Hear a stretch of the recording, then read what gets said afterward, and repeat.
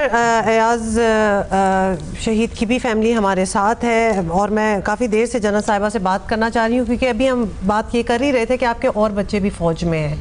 मैं वो समझना चाहती हूँ कि जब आपको एक इतनी एक माँ के लिए बड़ी मुश्किल वैसे तो ये खबर मिली हो एक बेटे के हवाले से और बाकी बच्चे भी हो फ़ौज में, तो वो क्या सेंस होती है? हमेशा डर रहता है या वही नुसरत साहिबा वाली बात है कि आप तवक्कल आ गया? तो मेरा तब ख़त्म हो गया था जब मेरे भी भाई थे, मेजर साहब थे, वो वाना में शहीद हो गए थे। ये नस्ल दर नस्ल जज्बा है। बिल्कुल। शहीद मेजर मोहम्मद खान। तो तभी तो हम बहुत शौक में थे, बहुत। उसके बाद ना फिर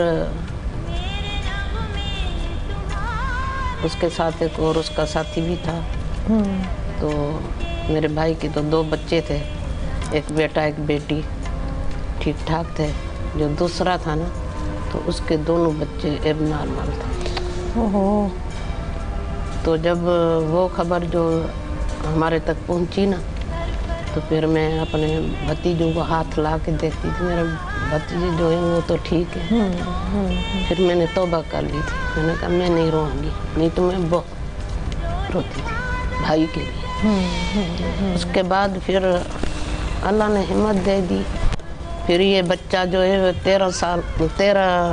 15 दिन का फासला है। 15 दिन मेरा बेटा पहले सिलेक्ट हुआ है और 15 दिन बाद मेरा भाई शहीद हुआ है।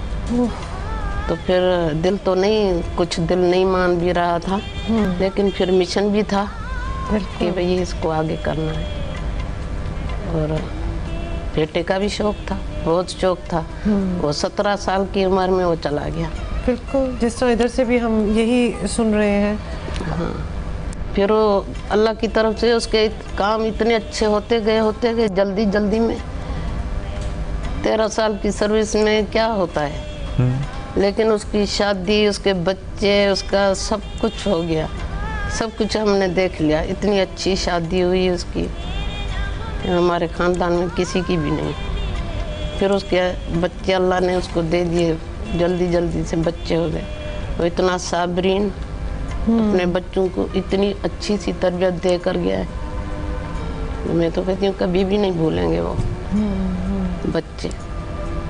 अब आप तो उसके बच्चों को देख के हाँ, अब अपना दुख भूल जाती हूँ, फिर बच्चों को देखती हूँ ना फिर थोड़ा सा हो जाता।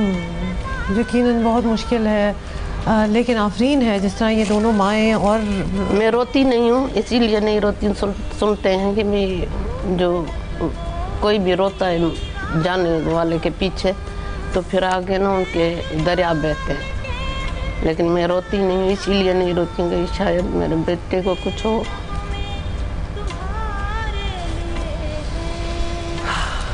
अब हम थोड़े से स्पीचलेस हो जाते हैं जब हम इन माओं से बात कर रहे हों कि हमें लगता है हमारे लिए सुनना मुश्किल है और इन्होंने सहा है।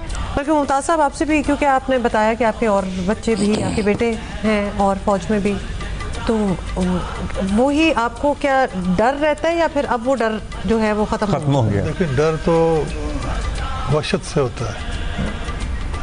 फौज में जाना या वो काम करना या वहाँ से शहादत का रुतबा लेकर आना, ये कोई वहशत नहीं है। ये तो रुतबा है। ये एक रुतबा है जो हम अपने डेलिब्रेट कोशिश से वो हासिल करने के लिए जाते हैं। तो ये एक फ़िक्र होती है कि बच्चा गया है, जवान है, उसने काम करना है, अल्लाह उसको साबित कदम रखे कि कहीं वो डगमगा न जाए। हम पीछे जो उसके लिए दुआएं कर रहे होते हैं वो इसी इंतज़ार में होते हैं कि हमें ऐसा रिज़ल्ट मिले, ऐसी उसकी रिपोर्ट मिले जिससे हम प्राउडली कहें कि हाँ, हमारी औलाद नेक साले थी और जिस मिशन के लिए गई वो उन्होंने अपना निभाया है। तो ये हमारे लिए एक बड़ा प्राउड होता है।